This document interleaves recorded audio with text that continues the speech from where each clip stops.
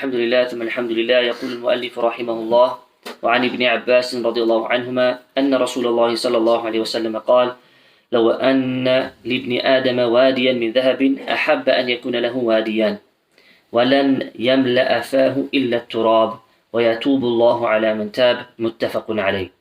The next hadith, hadith number 23, is reported by Abdullah ibn Abbas radiallahu anhuma, who said that Rasulullah sallallahu alayhi wasallam said that if a son of Adam were to own a valley full of gold, he would desire to have another valley. He would desire to have two.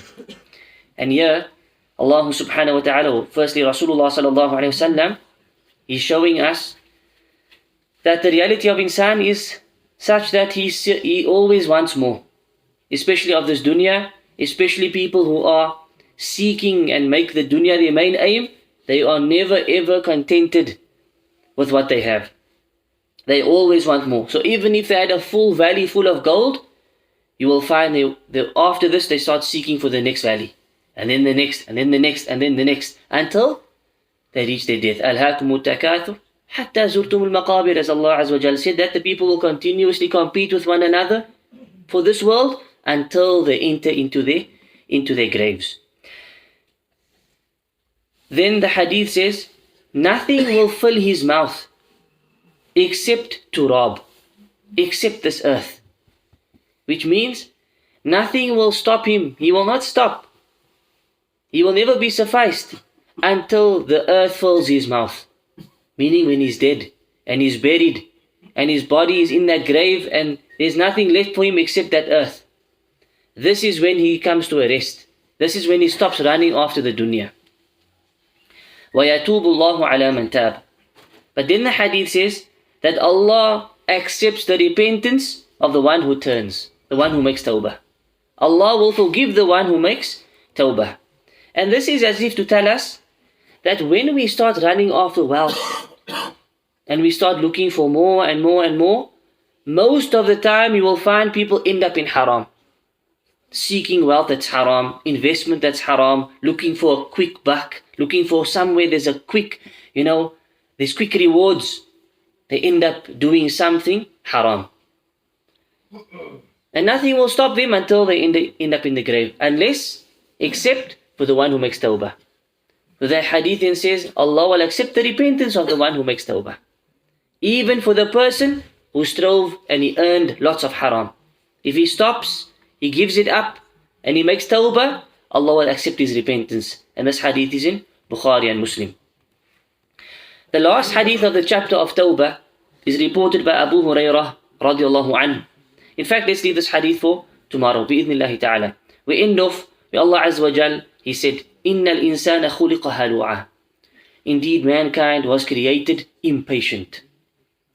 This is the nature of man. We are never ever happy. We're always looking for more, and we don't have enough sabr. إِذَا مَسَّهُ الشَّرُّ جَزُوعًا. When they are distressed, or they become distressed, when evil touches them, harm touches them, they become distressed. Little bit of difficulty, we become upset. No patience, we can't deal. وَإِذَا مَسَّهُ الْخَيْرُ مَنُوعًا. And when good touches them, they withhold. They become stingy. Allah blesses them with goodness, they start to keep it for themselves. They don't think of others. إِلَّا الْمُصَلِّينَ. But then Allah said, except for the people who make salah. Except for the people who pray. You will find they are not like this. الَّذِينَ هُمْ عَلَى صَلَاتِهِمْ دَائِمُونَ. The people who are consistent in their salah. They pray every day. They pray 5 times a day. This should not be their character. They are not like this. They are people who have sabr. They are people, when khair comes, they give. And when difficulty comes, they have patience. وَالَّذِينَ فِي أَمْوَالِهِمْ حَقٌّ مَعْلُومٌ. And they give the rightful share of their wealth. When it comes to giving their zakah, they give what they need to give. When it comes to charity, they give extras. لِلسَّائِلِ وَالْمَحْرُومِ. To the beggar and the poor.